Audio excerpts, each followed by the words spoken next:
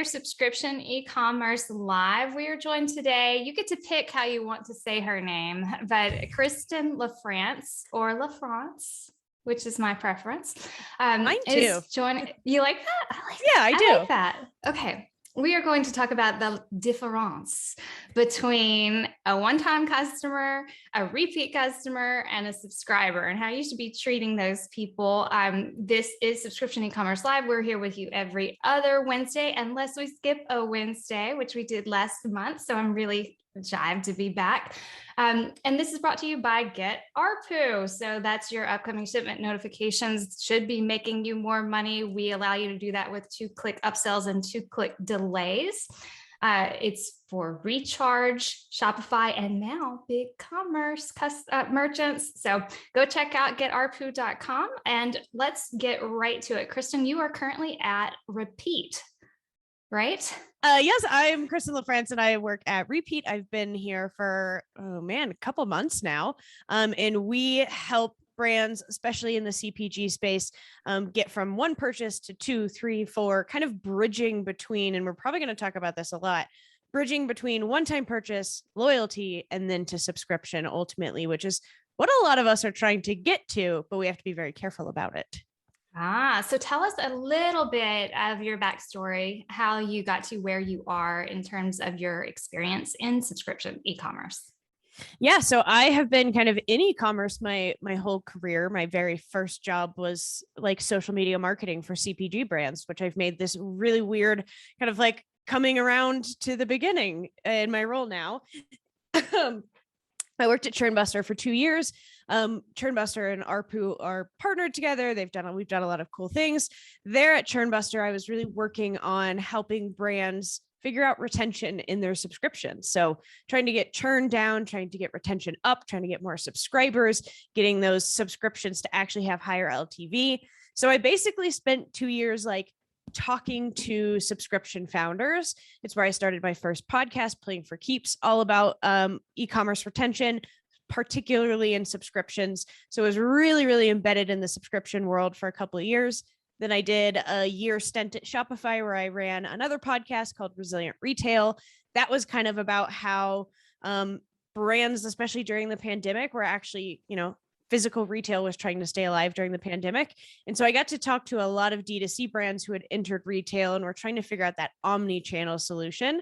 And then I am now at Repeat. So that's kind of how I've gotten to where I am. I've basically spent my career, my last 3-4 years, talking specifically about e-commerce retention, both on the subscription and non-subscription side. So I've got lots in my brain and lots we can talk about. Yes. So if anyone ever wants to dive into a rabbit hole of talking to subscription experts about, or even merchants about what tactics they've tried, check out, what is the name of it again? I've already forgotten, the Churnbuster one. I dove in the other day, Playing for Keeps. I love that name. Yeah. So great place to go. She has worked with brands like ButcherBox, Box of Style, Four Sigmatic, and Lola. And we are going to talk today. We have some topics on the agenda. Basically, I'm calling this the art, we are learning the art of repeat selling from Kristen. But if you have questions, please drop them in the chat. We would love to either ask them for you or bring you on. So first thing I want to ask you to do is kind of walk us through one thing that I've been because of these conversations, thinking through a lot is a one-time customer is different from a repeat customer, is different from a subscription customer. And that's not just in what they pay you, but that is in the loyalty that they are giving you and in the relationship you are building with them. So I'd love kind of your stance on how you define the personalities of each, or the stages of that growth of that relationship, and kind of just walk us through, if you were to give your spiel on customer to subscriber, what you would advise merchants and how they should be thinking of these sub personas. It's an interesting question because there's a lot that goes into this. So the one-time customer, somebody has come to your site, they've purchased something, they have not returned and purchased again for whatever reason that may be. And there's millions of reasons customers may never return. They might return in a year, they might return in 2 years, but a one-time customer is somebody who has shown interest in your brand, has tried your product, but for whatever reason hasn't come back and bought again. So that's your first definition. Those are the customers that are the ones we often really want to work towards, because retention is such an important thing now. Getting a one-time customer is really hard. So if we can get them once, now the battle really becomes, okay, to grow a scalable business, we need to get people to come back and buy again and again, almost habitually. So that then you become your repeat customer. So say I've bought it once, I come back, I buy it again. Maybe that's, I buy it every month. Maybe I buy it every 6 months. Maybe I buy it not even on a cadence that makes any sense to anybody, but I come back every so often and I buy 5 times over the year. There are a lot of different kinds of repeat customers as well. So that you can really dive into, how are people repeat purchasing? Where are they coming from? How are they getting back to us? Is it our email flows? Is it the sales? Is it, a retargeting ad? Or is it somebody who just came directly back to the site and repurchased again? And then you go into the subscription customer. So the subscription customer, I like to always say, is like it's the biggest form of loyalty to a brand, to say, I'm going to give you my credit card and I'm going to allow you to charge it on a cadence because I want your product in my house on this regular cadence. So subscription is kind of like this holy grail of D2C, because you're getting recurring revenue, you're getting much more predictable data, you're understanding your consumers better. Retention is a lot easier because you already have their credit card information. You're not asking them to come and remake those purchases. But I think something that's happened in the industry is we've kind of fallen in love with subscription as an idea in a way that we think like we need to get every single customer to subscription as fast as possible, because that is where we make our money and that is where we get our data. And while that is ultimately the goal with customers, is you want to get them to be the most loyal possible, it's important to remember there's also customers who will literally never subscribe to a physical product. Maybe it just doesn't make sense for them. Maybe they don't like subscriptions. Maybe they had a bad experience. Maybe they just don't really know exactly how they're going to use your product. I think a lot of times about, like skincare. I don't have a subscription. Like Bloom Meltdown is my favorite product ever. I don't have a subscription, but I buy it almost at the same cadence, but it's never going to be exactly the same, because if I travel, I'm not going to take it with me because it might spill in my bag. Or say someday I come home and I was at a party and I forgot to do my skin routine that weekend. Like it's not always going to be a perfect cadence. So thinking about these different stages as relationship building with customers. So almost thinking about it like a subscription is like a marriage to somebody. It's your customer saying like, I want you in my life on a regular cadence. But you're not going to ever just meet somebody, go on a first date, and then drop down and propose, which is what a lot of e-commerce brands do with subscriptions. Is it's like, wow, you purchased once, come subscribe. Come on, come subscribe. And that can be kind of risky. So thinking about these stages more as, how can you get someone from, maybe a one-time purchase is swiping. Oh my God, I never even did online dating. I'm like, which way is the one swipe right? So say like, I have no idea. No idea. Say like somebody clicks on your Instagram ad and that's them swiping right on you. And then they purchase. That's them messaging you. And then you go on a first date. That's them getting the product. And then you want to get them on more dates. So dates being buying the product. You want them to engage more with your product. Eventually, once you've become part of their life and you have this relationship, then you can build towards loyalty or a marriage or a subscription. So that's how I like to think about it, is being a lot more human in your communications from one-time customers to subscribers, and thinking more about that experience for the consumer versus what your investors might want to see or what your bottom line might want to see. Because getting people into a subscription that don't really want to be in a subscription is actually worse in the long term than it is just to like give them a little more time to get somebody into a subscription that then is a very sticky customer. That was such a long answer. No, I loved it. I loved it. But what I'm taking away is that like rushed proposals could lead to quick divorces. Yes. Right. Whoa, that's a one-liner right there. So what's your stance on like a default to subscription when someone clicks on a product?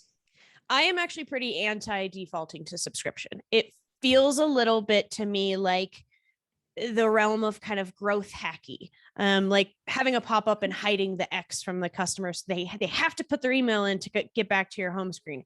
Those kind of things. I think because what can happen is that can ultimately put a customer into a subscription without them knowing, because they maybe just didn't notice. They really were checking out quickly. They didn't look at it really closely. And I think a lot of times brand owners will say like, nobody's just checking out and not looking at these things. Consumers are spending their time in 8 different places at once, especially if they're mobile shopping.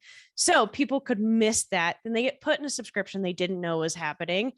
If they don't have get ARPU, they don't probably send a very good pre-shipment email. And then your card gets charged unexpectedly. Then you've got a customer who has too much product that they were not ready to get, and they're upset. They feel like they've been kind of schemed. And now they're going to churn and be permanent churn, and even dangerous churn that can kind of spread out, because they might then go tell their friends, hey, this company kind of like, watch out for them. They kind of shooed me into a subscription without me knowing. So it can be, again, it's this battle between a short-term win and a long-term customer.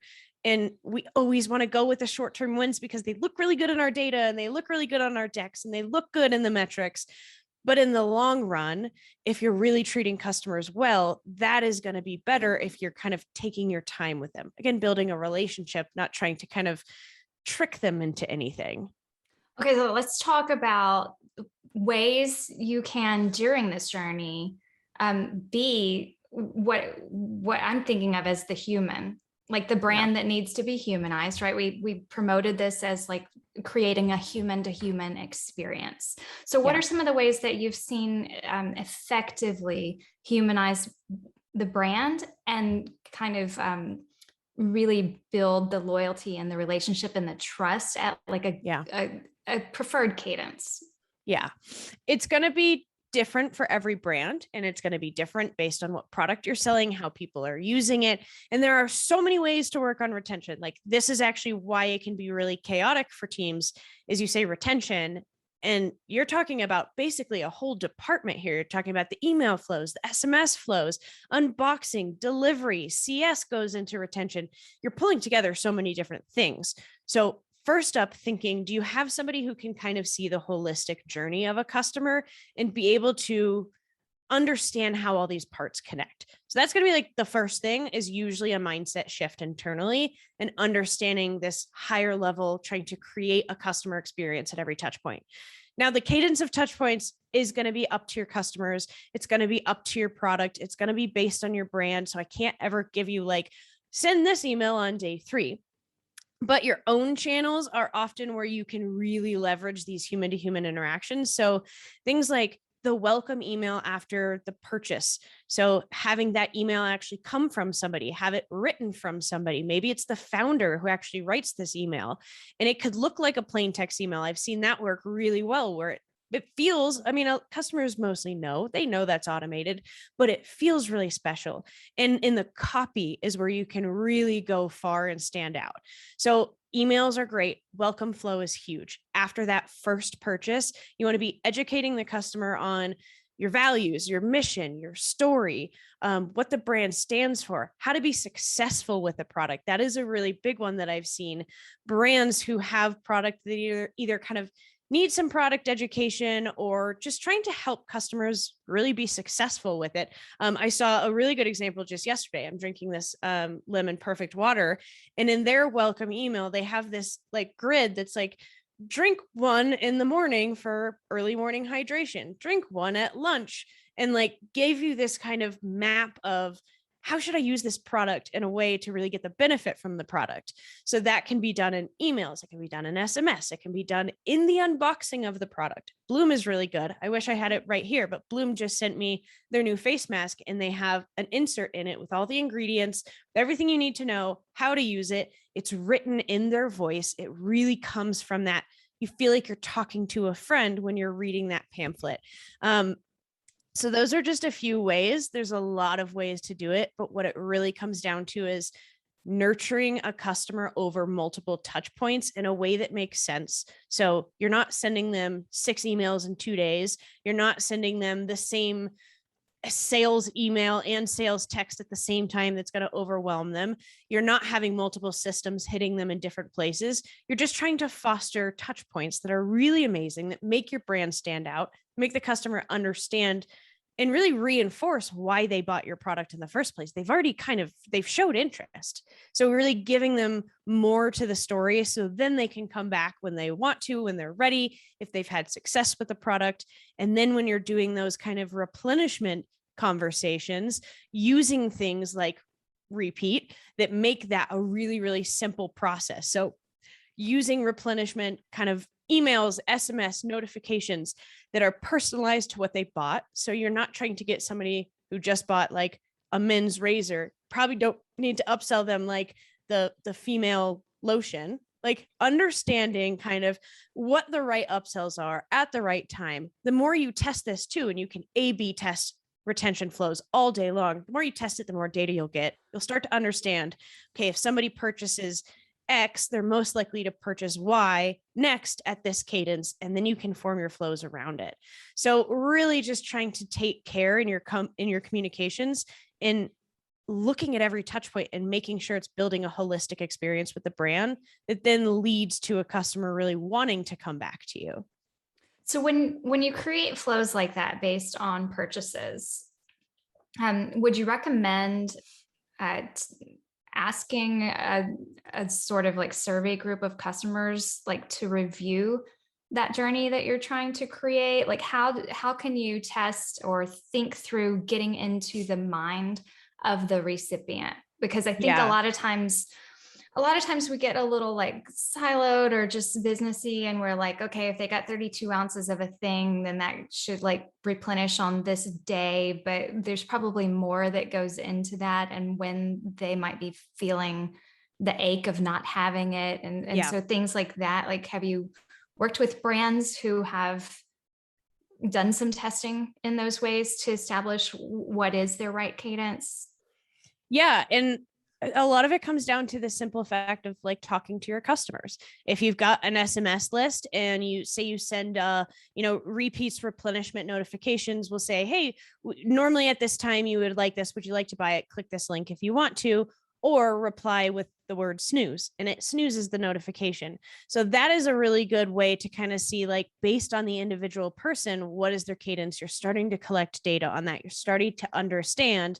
And so you're kind of building this cross path happening at the same time where you're categorizing data so you can predict better, but then you also want to put in some personal touches. So yeah, maybe there's a survey email, on day 10, and it's not actually about the product. It's about, what do you want to hear from us? Why did you buy the product? Asking customers these questions. Using social media is a really good way to do this. Do polls about your product. Just trying to understand less about the data-based actions of your customer, more about how are they thinking about your brand? How are they using your product? How much are they using your product? Where are they using it? What do they think about when they're using it? Just getting to know their lives so then you can service them better in your emails. This will also help then with writing content-based emails, giving them other value-based things other than the product itself. So, it always comes down, that's always my number one piece of advice, is like, talk to your customers. There's multiple ways to do it. Get on the phone with some.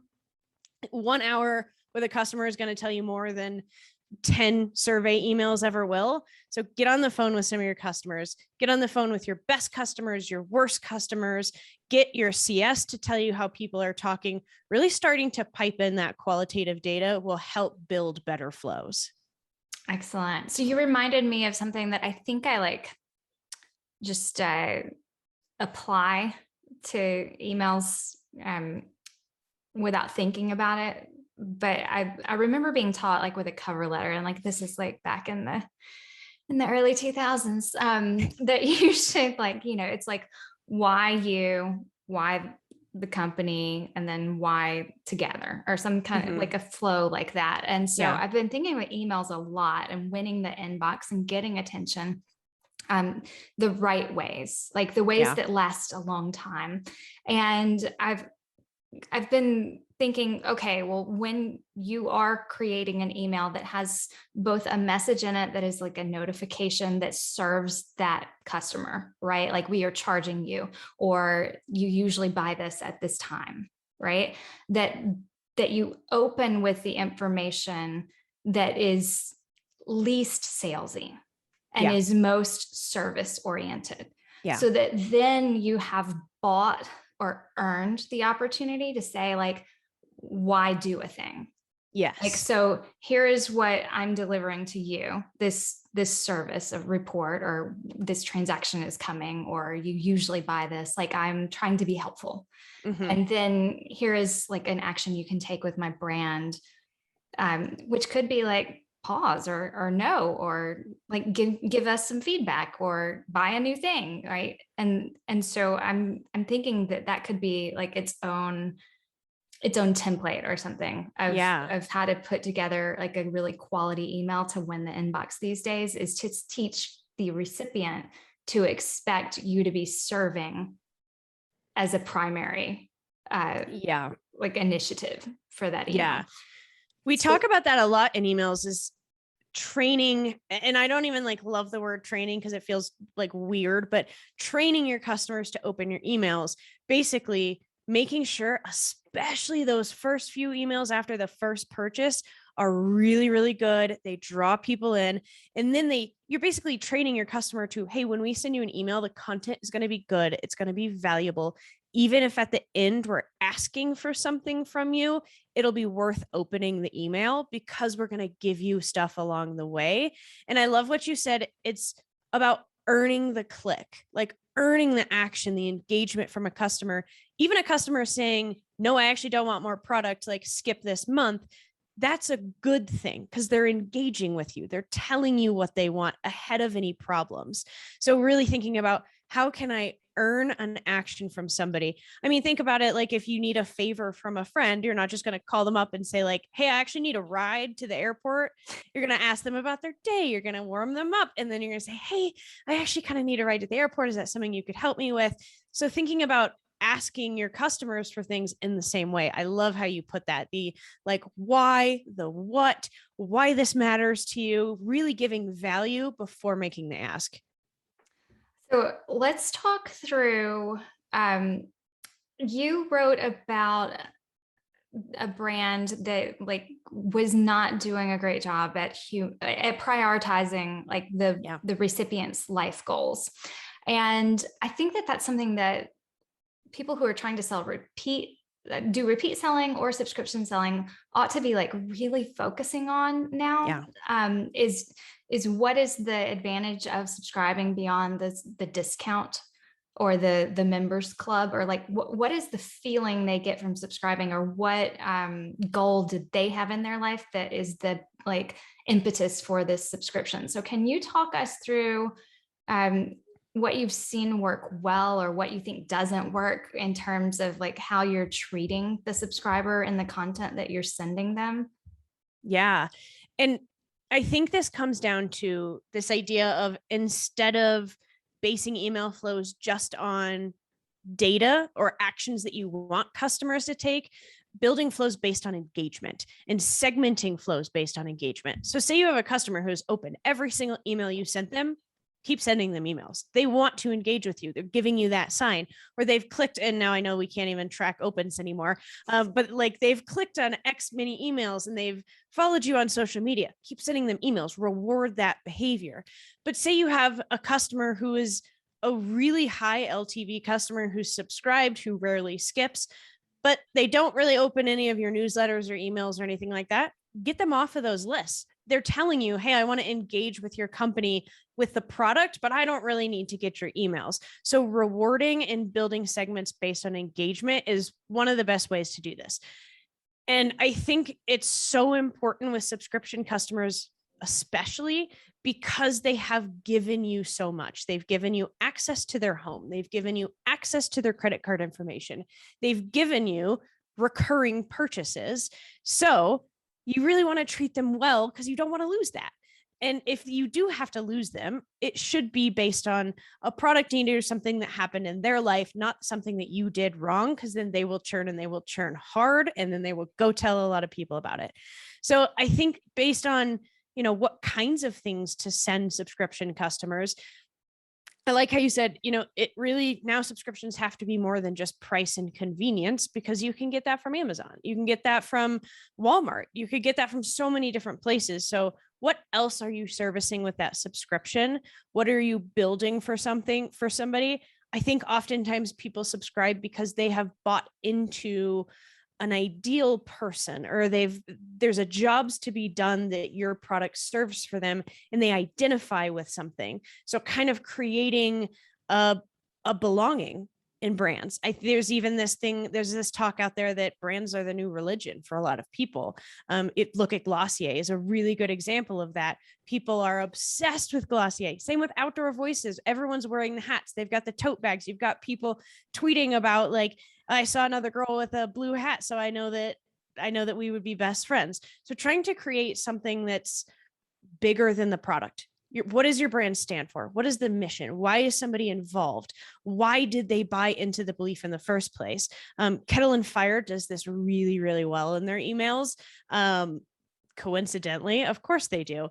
They do this super well, where they're delivering recipes. They're delivering content on why you bought this bone broth, how else you can use it, different ways to use it, and then reminding the customer, hey, this is what you were trying to accomplish with it, whether that's your health goals or whether that's becoming some sort of, becoming somebody new through this product, which seems like this like floaty, crazy idea, but it is often what we buy is a better version of ourselves. And so really reminding them of that. And then one of the biggest things I hate to see is when you send subscription customers sales emails about the products they are already subscribed to. That comes up. I mean, that's just like, hey, we're already buying this on a monthly cadence. If you're having a sale, like, don't tell me everybody else is getting this for much cheaper than me, or hitting me with, hey, here's an upsell, but it's actually just the same product that I've already bought before, or I've tried it before and I didn't like it. So really, really being careful with those, figuring out what the journeys are of those subscription customers so that you're sending them content that actually adds to the experience instead of kind of takes away from it. I also think a lot of subscription brands feel like they don't want to email their subscription customers because they want to, like, I don't want to remind them that they're getting this charge every month. But instead, I think it's better to reach out to those customers, build a relationship. Whatever happens after that is kind of out of your control. If a customer's life changes and they no longer want your subscription, so be it. But if they leave on good terms, maybe when their life goes back to whatever it is, they're going to re-up their subscription. So really taking care to actually build relationships with subscription customers, I think, is huge, and not being afraid. If you're afraid to email your subscription customers, it's because deep down, something is wrong or broken with a subscription. I think that's the best way to put it. I love that. Okay, so I have a quandary for you. Someone is a one-time customer who responds to quality engagement outreach, right? They've gotten SMS or they've gotten an email, and they have decided to be a repeat customer, and it's a replenishment type item. So they repeat, I don't know, 5 times. And then they decide, you know what, like, I'm so tired of putting my credit card in, or like going through this process every time I run out, like, I'm just going to subscribe. And you have been messaging them, I assume, throughout the process. So while they are a repeat customer, that messaging, I'm sure, is balanced between some things about how many times you've purchased and like what you might be expecting results you're seeing from said product, et cetera. But then when they bump into the subscriber segment, my fear is that most brands probably just, if they are doing journey type marketing, they put them back to like first renewal. Yeah. And so you're getting messages as if you haven't bought this product 6 times before. What's your advice for that? Are there brands that are doing that well, and understanding the journey was from one time to subscriber? Or I'd love to just, like, I don't know, spitball about how that should work.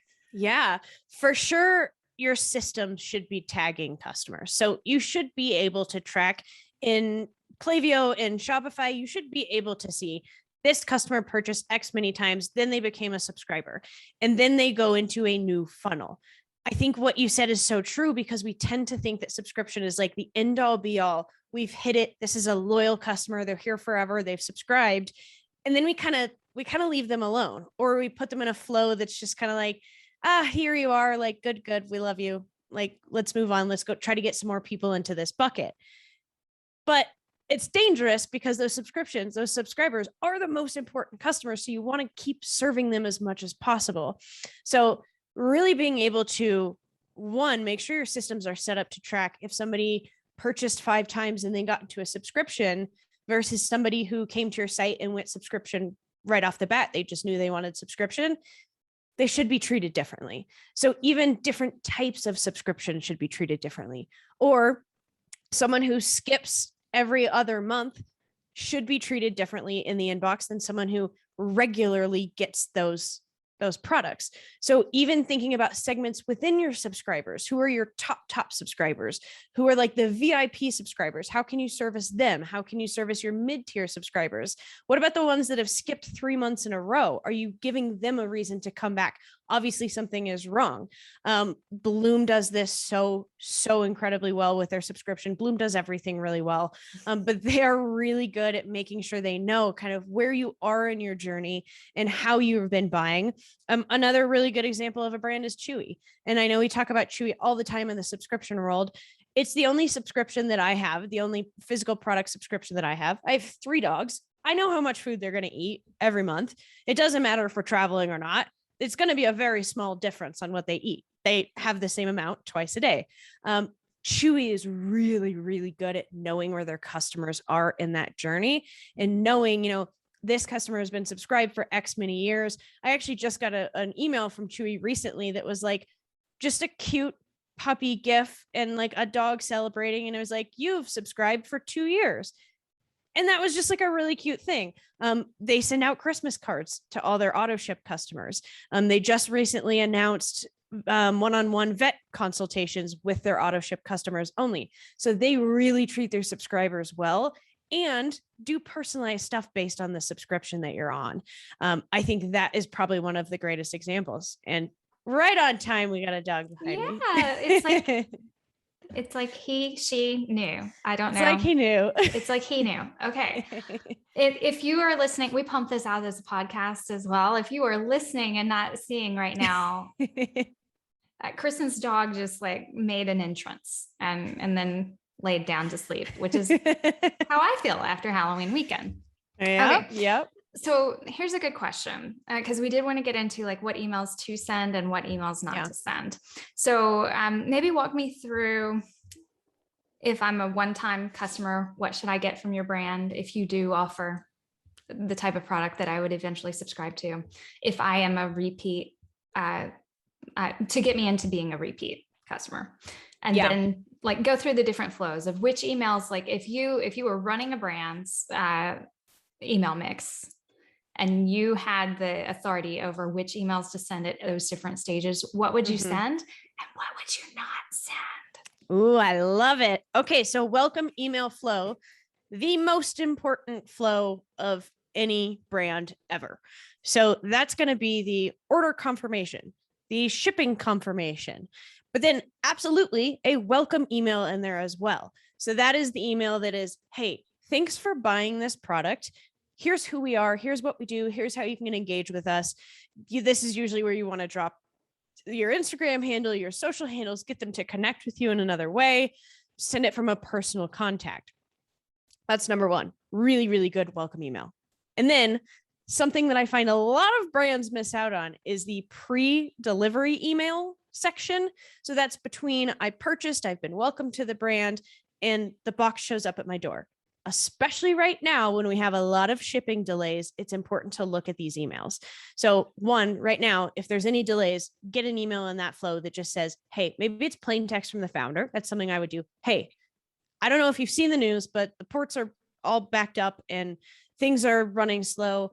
If there's a delay on your order, I'm really sorry, but this is what we're dealing with. Kristen LaFrance. Just a very human message. That's something that I've seen some brands put into their flows that have obviously really worked because you're giving the customer a heads up on what's happening. But other than that, there is one touch point, only one touch point ever, that 100% of your customers will receive and engage with. And that is the box on the doorstep. When they get the product, they're going to open that box and they're going to engage with your product. So if you know that's going to happen, can you build up between purchase and that moment so that when they do get the box, they're super excited to open it. They know exactly what to do with the product when they get it. They know what to look for. They know what is going to be a signal of success with the product. And they're already engaging with you in other ways. So that's an email or 2 or 3, depending kind of on your shipping window and how much information somebody needs to be successful with your product. That is super important, that I always would say, go look if you're doing anything in that zone, getting a customer excited for the package. And then once they do have the package, one, unboxing is huge. Make the unboxing special. Again, it's the only touch point that 100% of your customers will open. You can guarantee it, unless things get lost and then they never buy it again. But every customer is going to open that box. So make it an experience, make it personal, make it feel special, make it really speak to the values of your brand that somebody bought into when they purchased from you. And then after that, it's about the cadence of your emails. One, don't ever send a survey email before the customer gets the product. It happens all the time. Like, I will get a survey email about a product that I have not received yet. And then I'm never going to give them any information. They're not going to get a survey. So making sure your survey emails happen after the product is delivered, but also don't put them right after the product is delivered, because you're immediately saying, hey, we gave you something, now give us something back. You haven't built any trust. You haven't built any reason for them to give you their thoughts. So building on that welcome flow, they get the product, you know they've gotten the product, you can trigger an email based on delivery. So then having emails that are, hey, here's other ways to use the product. So maybe if it's a food, you're getting recipes to them. Here are other benefits of the product. Here are the reasons that we do X, Y, and Z. Here are the ingredients in our skincare. Here's a behind the scenes of our team. Here's who we are. Here's why we started the brand. Here's some content that we developed about what we care about. Again, I'm going to use Bloom as an example because they're really, really good at this. Their welcome flow includes things like meet the founders. Here's what we believe about sex education. Here's a blog post we wrote about it. Here's why we do this, why we do that. Here are all the places you can buy Bloom. So they're really setting a new customer up to start to understand the product, understand the brand better while they're in that first stage of kind of engagement with your product. So you're trying to give them an experience in the back end while they're having the experience of your product in the front end. Getting a survey in there at some point is useful. Not everybody's going to fill out a survey, but if you can get something out there that you can get some collective, you can start to collect some qualitative data. Oh my gosh, I'm going to lose the brand name right now. There's a brand that does this. Oh my goodness, what is their name? This is going to bother me. Ashley, do you know this? It's like the survival gear that they send. Oh, this is going to bother me. Okay, well, there is this brand, and it'll come to me at some point. We will note that. You got it. It's BattleBox. Okay, so BattleBox is a really good example. One of my favorite examples of using a survey really well. First of all, BattleBox is subscription only. It is survival, camping, weaponry kind of gear that comes once a month in a box. It's a curated box. Just based on that, like that right there, you would think their churn is pretty high. You don't, after 6 months of getting like survivalist gear, your wife is probably like, oh my God, what is all this shit in our house? And what do we do with it? But their churn is something like 4%. It's ridiculously low. And one of the ways they do that is they really understand customers. So they have an email, that's a survey email that goes out after the first box that says, how was your experience? Rate it 1 through 10. Based on those ratings, people get segmented into different places. So if they are a 0 to a 3, they're getting immediately routed directly to a CS agent who will either get on the phone or email them directly and say, oh my goodness, what happened? What can we do to make it better? there's a lot of saving that happens in there. If they're in that middle, they're going to put them into an email flow that gives them more information about what to do with the things you just got delivered, how to make the most out of your subscription. They have a Facebook group. They tell them, hey, here's where to go if you want to sell and trade the products that you get. So they have then that middle tier where they are kind of trying to like warm up a little bit, give them a little more of an experience and see if they can move them up in that. And then that if somebody is 9 to 10, they're also getting routed to another CS agent who is going to personally reach out and say, I'm so glad you had a great experience. Would love to hear about it. So they're using the survey, it's in there, but they're doing a lot with what happens from the survey. So then they're able to understand where a customer is, what they want, and then they're getting actual conversations with people, which is a fantastic thing. You have people piped into you instead of having to go out and call them. So survey email, absolutely necessary, but at the right time, and make sure you do something with the data and actually craft conversations out of it. And then other emails, if they're getting into subscription, upcoming shipment email is insanely important. Never charge a customer without letting them know you're going to charge a customer. Dunning emails, not the most exciting thing in the world, but if a payment fails, you want to make sure you're able to recover that payment, keep their subscription active.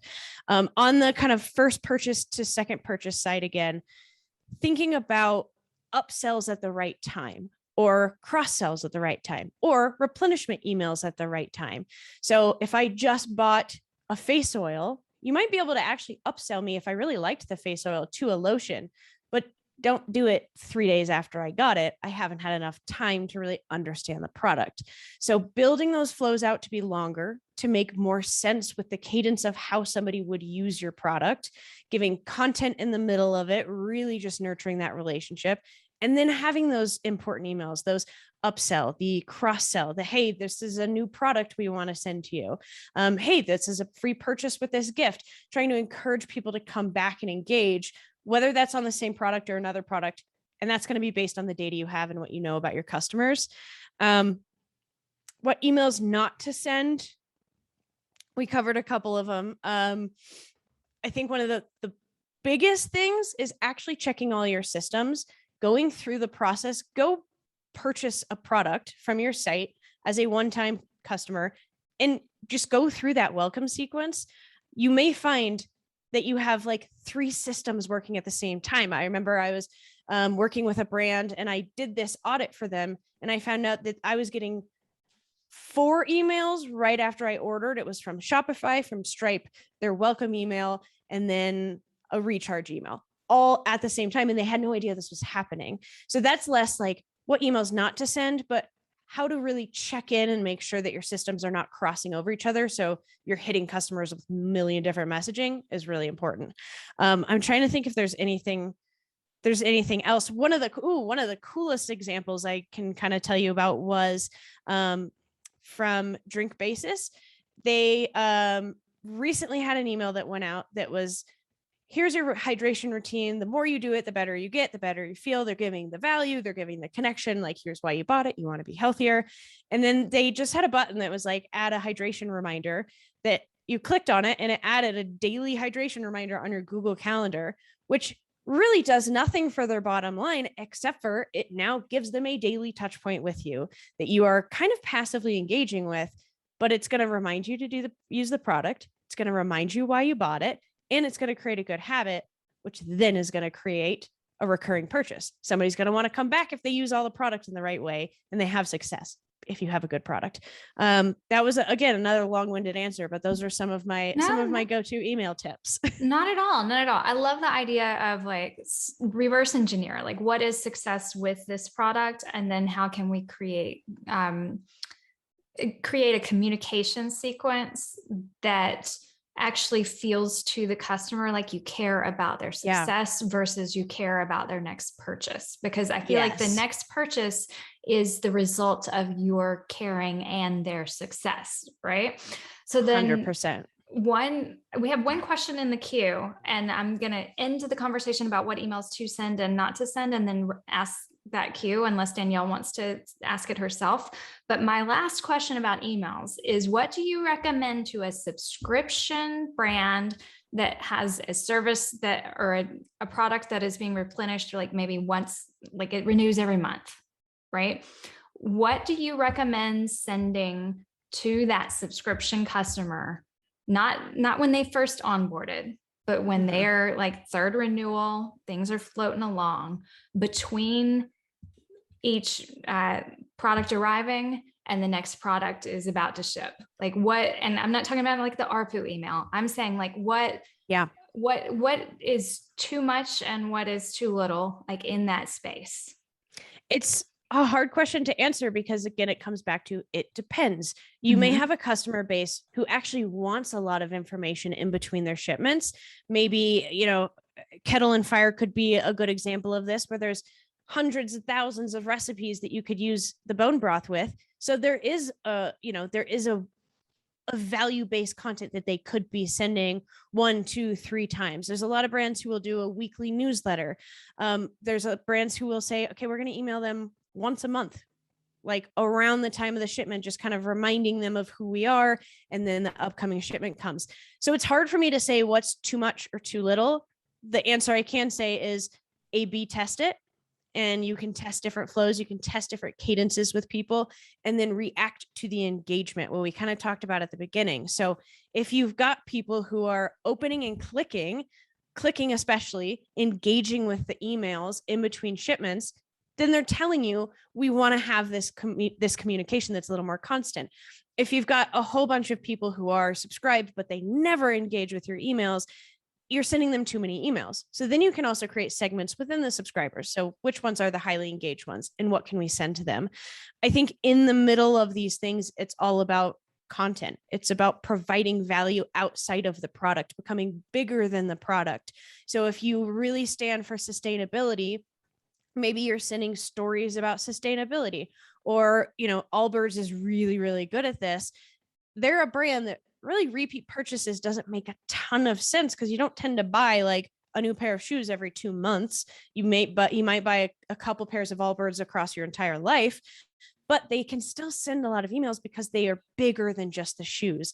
They talk about the process of how they make the shoes. They talk about their, you know, the sustainability methods that they use. They have come out and shared their sustainability models with people. They tell stories, they make videos, they make movies, they have cute cartoons. There's so much that they can provide the customer that is adding to the experience of the product, but not taking anything away and also not asking for anything. So if a person is on a subscription, I think in those emails that you're sending in between the shipments, thinking about content that adds to the experience with the product, but not really asking for anything because you're just trying to give at that moment because they have already given you the ultimate thing, their credit card on a recurring charge. Excellent. Yeah. So I think the key takeaway, if I had to leave this conversation with one like thing I would, if I was a merchant and I was going to implement this in my business, would be look at those first emails and make sure that they are so enjoyable to the customer that they then train that customer to open future emails from you. Yeah. So in that way, use the first set of emails to earn their future attention. Yes. And their future renewals. Okay, so we want to bring Danielle on. I'm going to pass it over to Seth to let her come on and ask her question. Hi, great information. I've been like glued to my Zoom screen, which I never am for these types of calls. So thank you. Yay.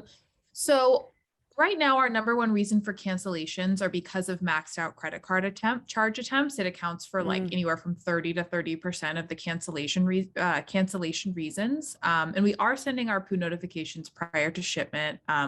When we launched with Recharge, we launched with ARPU. So I don't have any, I mean, I guess only data prior from Bold. Nothing's decreased, I guess, with ARPU is what I'm saying. Do you have any other recommendations for trying to get this down? I think there's so much other things we can do with content to with other reasons, right? Like if products, we sell skincare. So if products aren't working for their skin, or if they want to skip, or if they want to swap, or if they want to try something new, like all of that's an easy content solve. But this one we're struggling with. I'd love your input. Yeah, I have a very simple answer for you, and that is Churnbuster. This is exactly what Churnbuster does as a tool. Actually really helps to recover those failed payments, whether it's insufficient charges or fraud, or you have to get a new card on file. Churnbuster literally does the whole process of retrying cards multiple times before sending an email, and then sending really, really good emails trying to get a better card on file if that's what needs to happen. Oh, So I would absolutely check out Churnbuster. And I don't even work there anymore. So now I'm allowed to just boast about it without sounding too salesy. Yay. Okay, great. I haven't heard of it. This just looks like just a regular Shopify or recharge plugin. Yep. Okay. Plugs perfectly in with recharge. So it'll work great for you. Thank you so much. Yeah, I love an easy answer. Awesome. Do we have any other questions in the crowd? Put them in right now if you have them. And then what I like to do, sometimes I forget to do this, but I'm remembering this go around. So I'm excited because, when my brain works, it's an exciting thing. Oh, I know. Same. So I like to flip the situation around and ask our guests, did they have questions for me or for our guests who are all merchants? I would assume maybe 90% on recharge. That's the kind of conversations we have in this group, and ask, do you have questions? Eli from Olipop asked about experiences with his product. So it can be anything, or it can be multiple series of anything. I just like to turn it around and see what you're curious about these days. Yeah, I would love to hear from some of the merchants on here, just on kind of the biggest things you're working on. What are you struggling with? What is the hardest thing about your business right now? And particularly in retention, what are the biggest struggles you're facing to get good retention, to get repeat purchases up, and ultimately to get people into subscription? All right. So we're going to see if people are shy, or if people want to come on and talk or drop answers in the chat. We'll announce them if you put them in the chat, or you can raise your hand and Seth will unmute you. Don't be shy. I know lots of people, so I can help with your problems. I can get you connected. I know we have Nick on this call who does customer success with ARPU. So he could potentially, if we don't get any answers, kind of give a kind of gut check on what our customers have been asking about a lot lately, because we tend to take questions on that are far more than just what the software can do for the brand. Yeah. And we live in the land of retention. So if you have anything, Nick, that you're thinking of, let us know. Otherwise, I think we know what Danielle's is, and she got a quick answer. Yeah. Here's Nick. Nick, meet Kristen. Hey, Nick. Kristen. Hi. So excuse my voice for a moment here. I forgot he's sick, and I meant to send chicken noodle soup. We're okay.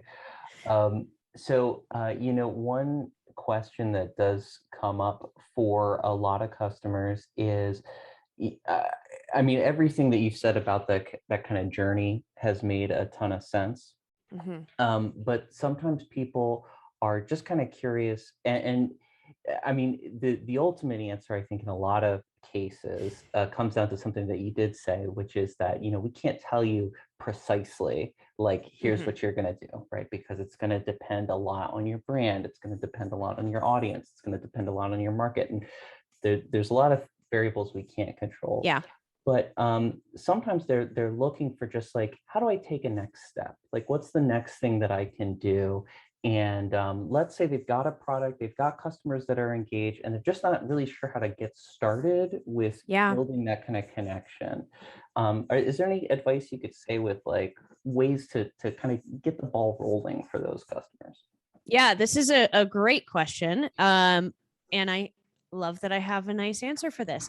I think the best thing to possibly do, especially at that stage where you're okay, we've got things rolling, we've got things set up, our product is selling, we're doing good, but now we really need to look into retention, and we need to max out on retention. I call it conducting a retention audit. I actually have it listed out on my site. I can find that link and drop it in here in just a little bit. But basically, I think the biggest thing we miss out on as brand owners is we tend to be kind of we get really close to our brands and we think that everything we're doing has to be good because we put our heart and our soul behind it. Of course it's good. But what can happen is systems can break, or it can actually not be that good of an experience when you look at it holistically. So the absolute best thing you can do is, whether you do this yourself, you ask your brother, your mom, your sister, somebody random to do it, you pay somebody to do this, just go eat your own dog food. So go buy a product, use an email address. I usually, when I do these audits, I kind of make my own email address for this exact thing. I go buy the product, and then I test things on retention. So track all the emails that come in, look at them, see how they read, how they feel. Are they building a really good conversation? Are you sending survey emails at the right time? Do your product pages make sense based on the email that you sent? Are there any links broken? Like, really just experience the product as your consumer and notate everything that's happening. And then you'll be able to kind of look back and say, wow, these are really easy holes to fill.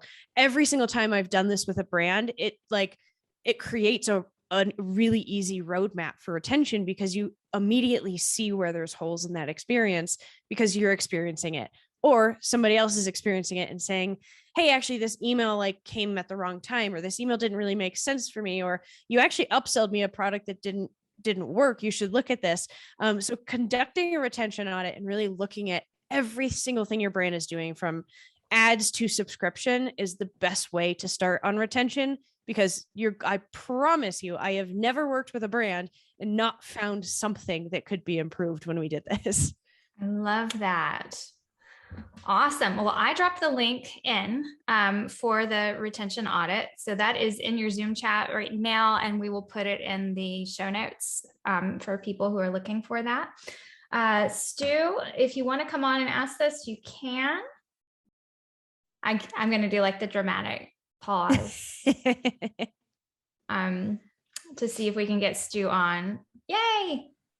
Stu's coming on. It's asking A/B testing type question, I think. Can you hear me? Yes. Yep. Okay, perfect. Yeah, so when we do A/B testing, we set up all the systems, but we really kind of slack on maintaining it and optimizing it. Do you have any kind of hacks, or what are your favorite ways to track your A/B? Like right now we're using Klaviyo, but sometimes it gets buried in the flows. We don't always review it. Do you have any systems or processes that you specifically use to optimize your flows? Yeah, that's a really good question. And you're so right. It's like A/B testing is intensive and it never ends. And it is a lot of time that goes into it. I think putting yourself on a schedule is a really good way to do it. So, don't try to A/B test the world, but maybe create 2 welcome flows for right now and let them both go for 3 months, and then come back and look at the results and then optimize them, and then do that again. I think it can be almost addicting to A/B test until like the end of days, because you want to get better and better and better. But that can also be a drain on other things, like really writing good content, or really connecting with customers, or getting on the phone with customers. So I think with A/B testing, create an internal system that makes sense on the cadence that you can actually really handle good A/B testing, and let those tests run for a little bit longer, and let more customers go through those tests so you can gather more data and then get the qualitative stuff on the side. Unfortunately, there's no like hacky system to fixing there's too many things to test and not enough time problem, but really kind of mapping out, what do we want to test? What is the highest value test for us? What are we going to get the most out of, most learnings from? So maybe the biggest problem we're trying to solve right now is getting more people into subscription. All right, let's test that first above anything else. Let's not mess with anything. Let's just test in this zone of the customer experience, and then move on to what is our secondary problem? What is our third problem? And kind of test based on priority, and then just let some things go with trust. I know we've built really great things. I know we're treating customers really well. I know we're going above and beyond for customers. So we're going to let this sit for a little bit while we focus on this more difficult problem. I know this is kind of like a floaty answer, and unfortunately I don't have like, here, go use this tool to update it. But I would say create kind of internal metrics, internal timelines, and stick to them. So maybe you want to update every 3 months. Maybe that's what you can honestly, truly do, and be honest with yourself about how much time and resources you really have to actually updating those flows. Because if you have a good flow, you should keep it rather than updating just for the sake of updating it. Really wait until you have a reason to update, and then optimize based on how you can really do that. Not an easy question to answer. It was a good one. Awesome. Any follow-up from anyone? I don't see any more questions in the chat. If you want to add like some final comments, Kristen, it was such a pleasure to have you with us today. I loved the conversation. I will say that this is potentially the most active our visitors have been. So you brought a specific energy that I think just brought it out of people. So thank you for that, and for joining us, and for dealing with me post 3 packs of Sour Patch Kids, because I've got a Halloween candy problem in my house right now. I love it. This has been so much fun. I love these conversations. I love how many founders are in here listening and thinking about retention. Just like 2 years ago, my conversations were trying to convince people that retention was worth looking at. And so now we're shifting into how do we do it? And that's really great. I think I can give like my one-liner kind of wrap up of my philosophy on retention. I actually like, oh, look, my mug's right here. I have a mug that says it, which is customers are greater than metrics, or customers before metrics is a better way to even think about it. Metrics are great, but if you just treat customers like human beings and you treat them well and you serve them with value, your metrics that you're seeking are going to follow that. So really focusing on the humans behind the metrics instead of the metrics in front of the humans. Ooh. So you're going to laugh. You're going to laugh. Marry the customer, not the metric. Yes. We need to make t-shirts. And sell them as a subscription. Perfect. All right. Well, thank you everyone for joining today. That is a wrap for us. It's been the favorite hour of my Wednesday. I will see you back in 2 weeks. I'm going to let you know who's coming. Hold up just a second. On November 17th, we have Kelly Vaughn, co-founder at Govalo and founder and CEO of the Tap Room. And then December 1st, we have Jamie Levy. I believe it's Levy. It could be Levy. I think Levy, right? Levy. One of my favorite people in the world. She's fantastic. So excited. She's the head of merchant engagement at Shopify Plus. So we're going to have some good conversations. Go ahead and start drafting those questions, people, because it's going to get lively as Q4 heats up and everyone goes into the holiday chaos. We will be bringing these conversations about, then we are skipping that last session we would have in December, like December 15th or something ridiculous, and nobody's going to come. So we're going to give you that break, and then we're going to start back strong in January. So if you have people that you think would be great for us to go and pound on their doors and say, hey, come join us. I appreciate that. Kristen was wonderful. She was one of those guests who was like, yeah, sure, I'll come. And we did not prep. And I think I like it better when we don't prep, because it comes off as more of a conversation than a prepared thing. And that's what we're going for here, is the meeting you want to be at. Awesome. Thank you so much, everybody, and good luck with the holiday season.